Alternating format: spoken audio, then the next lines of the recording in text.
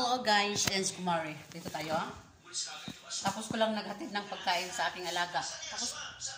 Tapos na ako hatid ng pagkain, niluluto ng almusal sa aking alaga. So ngayon, magluluto din ako ng para sa akin.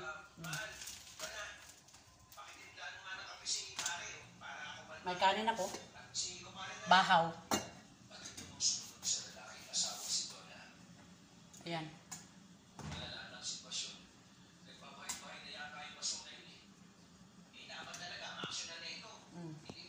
Ayan, nasuki. Nasuki sa kusina. Ayan, si Kumari. Oh.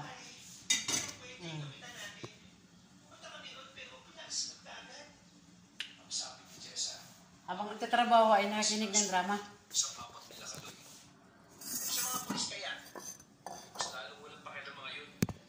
Saglit ha. Diyan lang kayo.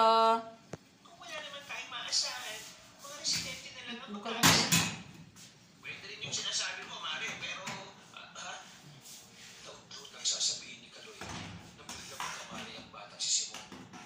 Mayroon pa rin ang katawan nito kahit nagkasan na maligam-gam na tubig. Anak, okay na bang pakiramdam mo? Huwag na po ba yung lalapit kay Kapitan Chavez? Nagkatinginan silang apat na tila ba? May pupiko ako. Anak, bakit si Kapitan Chavez kagad na nasa isip mo? Piko. Masaya na? Kalahati. Hindi na po kayo dapat lumapit kay Kapitan Chavez. Kasi po, ano po? Fred, kanya talaga mga bata. Pero nakainom na ako ng tubig, isang baso. Totoo sinasabi ko, Kaloy. Si Kapitan Chavez ay hindi mabuti. Isa siya masama. Kalahati. Si Kapitan po. Aswang. Tama na to. Ang mag-asawa sa kanilang narinig. Hindi nila alam kung bakit sinabi ng bata. Pero bakit nila Tanggalan ko to ng tubig. ang karaniwan sa nangyayari? Simon, anak. Ano na siya? Hindi ka na ako makuha ng aswang kanina. Pero natakot ko sa akin yung aswang. Ganun din po si Kapitan. Takot po sa akin ng mga aswang. Sabi ng matandang nakausap ko noon nakaraan, ililigtas ko raw po ang mga batang katulad ko. Dahil sa mga sinabi ni Simon, ay sinubukan na lamang sakyan ni Francis ang sinasabi. Sinabi na sinasabi mo, pwede mo siya nilalaman. Maayos po siya tingnan. May alas po sa katawan. Mukhang Yan. maraming pera. Pero ang sabi niya, isa daw siyang instrumento ng kabutihan. Nararamdaman ko po eh. Pero karamihan sa kanila, po ni Kapitan, naamoy ko po siya. Malansing po rin ng aswang eh. Aswang. Mukhang may kakaibang kakayahan to kayo. Talagay ko, pare, anghel talaga yung pamahaling nakausap natin dati. Pinihayaan niya na kakaibang kakayahan yung anak ko. Magkahalong kabahatuwa ang nararamdaman ni Francis. Yun lang ang kainin ni Kumari. Kinakabahan sila dahil pati nilang hindi magiging normal ang buhay ni Simon. Tuwa dahil sa murang edad, ramdam na mag-asawa na si Simon ang magiging pag-asa ng bayo laban sa mga sinasabi nitong aswang. Kailangan pong makulong si Kapitan Chavez. Masama po siya eh. Aswang po siya. Huwag ubusin kay mahirap na. Kasi Pag ubusin, baka maalat siya. hindi natin sila pwedeng ipakulong. Hindi ako pwede sa maalat, sa matamis, hindi pwede. Kailangan mo muna magpahinga. Tamang-tama lang ba? Yung tamang-tama lang siya. Anong paraan? Kunting asin, kunting ding sugar. Kung magkakape ako, wala naman ano. Ay, kunting sugar lang siya, yung kape, yung 3-in-1. Pagkatapos Pag inom ako ng tsa, walang asukar. Kaloy sa tapat. Tahimik lamang sila napapayos. Pagluto kami ng gulay, kunting asin lang talaga. Ganyan lang siya, oh. Isang patak. No, pare, hindi ko akalain na ito na pala yung sinasabi. May dahilan kayo kung bakit Kasi yung mga alaga ko, hindi pwede yun na sobra-sobra kasi. napakalinis na kalooban niya at mababait din yung mga magulang. Tapos, may gwapo pang tito. Sinabi ko pa talaga sa Ito lang kainin ko, may nasarapan tayo. Tapos maglinis na naman ulit. Iba dapat si Simon pre. Dapat naglalaro lang siya. Pero Hindi na to. buhay niya. Kasi sinala sa akin ibinigay yung kakayahan na yun. Eh, bata ka pa ba? Isa bata nga gusto ng babae. Yung mga Ay. mga araw na natiling Tikman natin. mag-asawang Francis at Jessa, hindi nila pinapaalam na may kakayahan si Simon na tumukoy ng aswang. Sa halos isang linggo ay hindi nila napapansin Kain. ang kapitan sa barangay. May nakapagsabi sa kanila na ang kapitan daw na si Chavez. May kape man ako. Nung nainis sa kapitan, nagawa pa kasi nito mag-relax sa ibang lugar kahit napalala na ng palala ang Namati mangugudrama god. isang bata na Wait a minute ha, kunin ko muna yung radyo. at hanggang sa punto. Wala tayong asahan sa barangay eh. Wala yung kapitan natin. Pre naman, Mati, hindi mo ba naiisip? nakikinig ako sa drama. Kapag maraming nakakaalam ng kakayahan ng anak ko, eh mas magiging magulo. Kain. Lalo na yung buhay niya. Parang pupunta sa bahay. Pagkain ng pambansang OFW Kaya yung dito naman, sa Middle East, baka lalo iwan ko siyang lang sa ibang panginitan lugar. ng mga aswang. Eh, Ang hindi drama mo ba aswang. naiintindihan, pre? Agay, agay! Sabi nga ng anak mo, Unya na ka ba? iniiwasan siya ng aswang. Takot sa kanya. Ang alaga nga pusa, Kita si mo nga, Carmelita. Nung dali niyo si Simon sa barangay noon, natakot Wait si a minute kapitan. ha, wait a Ayun, minute. umalis. Putor. Hindi sugol. Sugol? Indomie.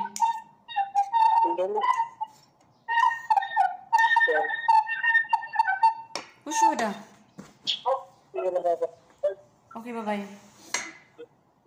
Taib. Akil, anak akil.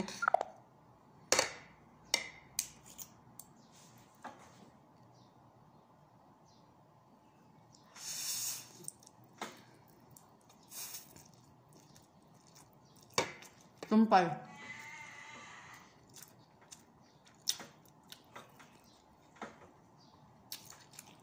Nakoy sili. Kaos na ko ah. Ayan, ako'y chili sauce. Ginawa ko. Meron po ako na ano, ng tomato sauce, ketchup. Yung kamot ba kay nagkurog-kurog siya. Pasmo. Pasmulo. Pasmo siya guys. Ang akong allergic kayo, pagod siya nawala. Kaluis, kamot na ko kayo. Kamot sa trabahante. Tapos ketchup, may sili. May sili sauce. Di man siya makita. Ako man naghimo ani. Oh. Gayilo-yelo lang siya. Ako naggawa niya ng 1 kilo. 2 kilong luto ko. Marami doon sa ano, plastic. Doon no? Sa Tupperware na maliit. Yung iba, binigay ko sa kasama ko. Kasama ko na Indonesia. Yung kasama ko din na Pilipina, nagluluto din siya. Iba din doon sa kanila. Ang daming ano, kailangan sa kanila masarap. Yung sa akin hindi, tamang-tama lang. Hindi pwedeng daming asin, konti lang talaga siya. May lagyan ko siya ng maji. Kay para ano man, may lasa naman siya. 'Di ba? Sige ra ko okay ani. Amoy sili na.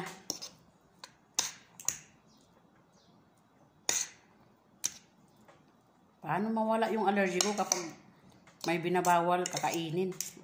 Nako, matigas talagang ulong Pilipina. Napo ko'y kape. Kopi ko manisiya. Dili siya matamis. Tapos ano, pait-pait siya. Okay.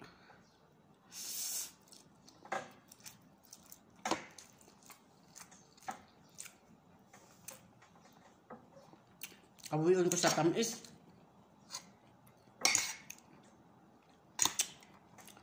Halang yun siya, dulot ka is dila. Sobrang anghang.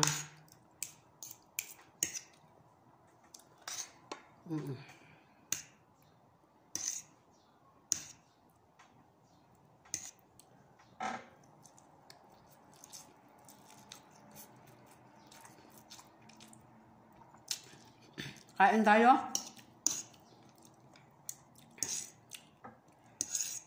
Dalawa to. Maubos ko to.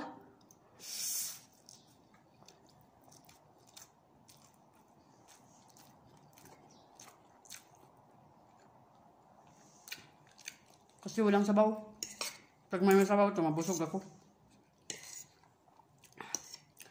Tapos kukain, malimpyo, maglinis ko doon sa loob.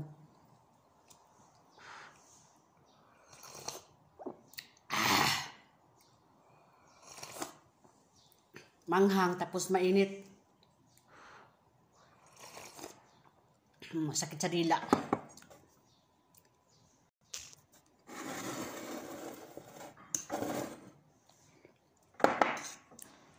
Maglaba ko pagkatapos kaon habang naglalaba kasi machine man ang naglabada, washing machine. Habang maglalaba, maglinis ako ng sala, doon sa sala doon at saka sa CR. Banwasan ko yan tubig at saka sabon, yung semento niya ba.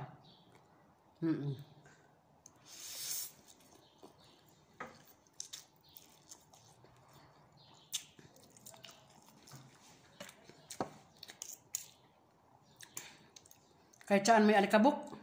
Sa bahay sa kabila. Bahay ng alaga kong lalaki. Dito naman sa alaga kong babae. Dito naman sa kusina. Ang laki-laki ng Pagkatapos doon naman sa labas, sa ground. Sa akin pa sa taas. Up and down.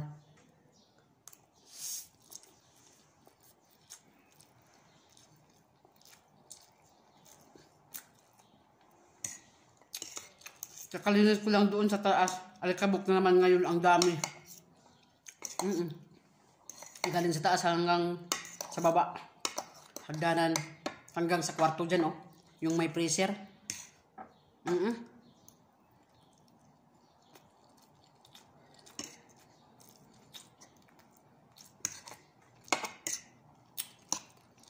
Gabing alikabok.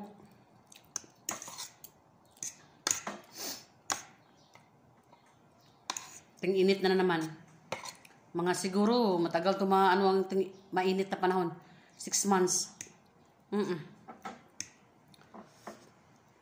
Ngayon, hindi pa masyado. Pag, pag June, July, sobrang init yan.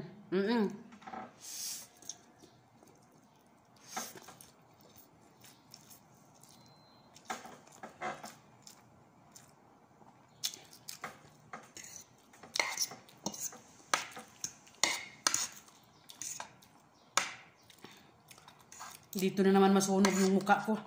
Masusunog naman siya. Again. Sunog yan. Kasi that time nasusunog talaga sa sobrang init.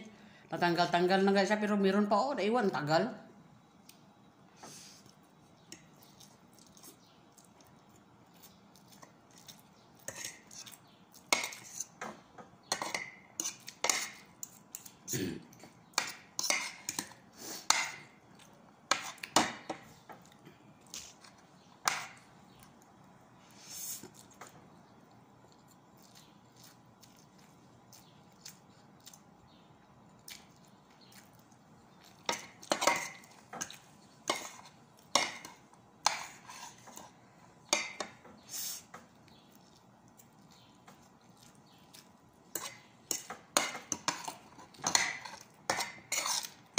Kutsara at saka tinidor.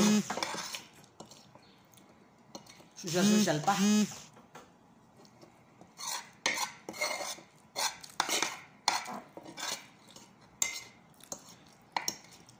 Ngayon lang.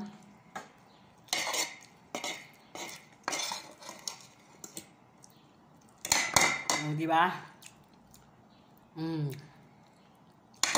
Di ba? Content na yan. Kape naman tayo. Halang kaya kong dila. Subang hanghang dito.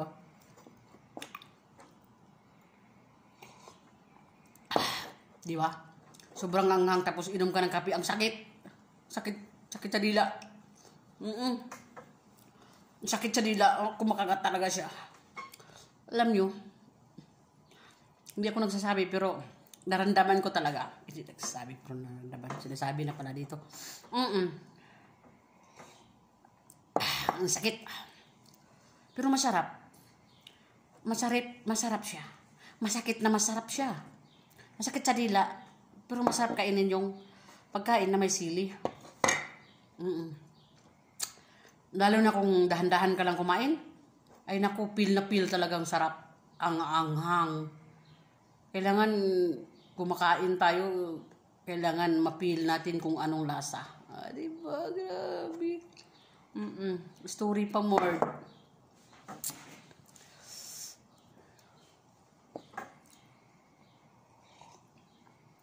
Ganyan talaga.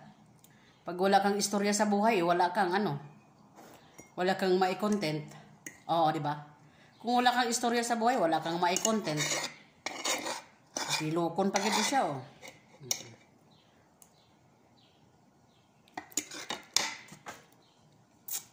Masarap siya pag minsan lang. Pag wala siyang kumbaga, kung gusto mo ng pinatuyo, pwede. Gusto mo ng sabaw, pwede rin. Alhamdulillah, sukran. Busog man ko.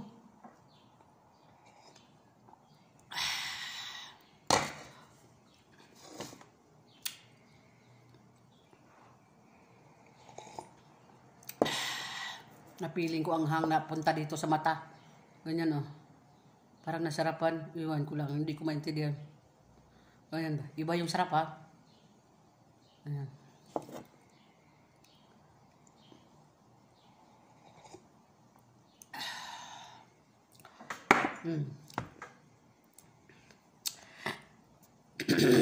Sorry. Bye. Medyo may siya. Sorry. Kumakain tayo ng ganito, uminom tayo ng maraming tubig. Bakit kaya mauuhaw? Pag kumakain ako ng ganito, nauuhaw ako lagi. O feeling ko na parang yung kinakain ko na ganitong Indomie, yung Maggi. Parang siya ba? Yung lagi akong nauuhaw. Yung Indomie ba sa ilalim niyang tiyan ko ay nagaganyan siya. Nagdami, naglubo kasi sa sobrang daming inom ko ng tubig, nauuhaw-uhaw na lang talaga ako. Oy, ganon. Oo. Sige na. Okay na mga guys. Thank you for watching mga guys. Bye-bye. Daghan salamat.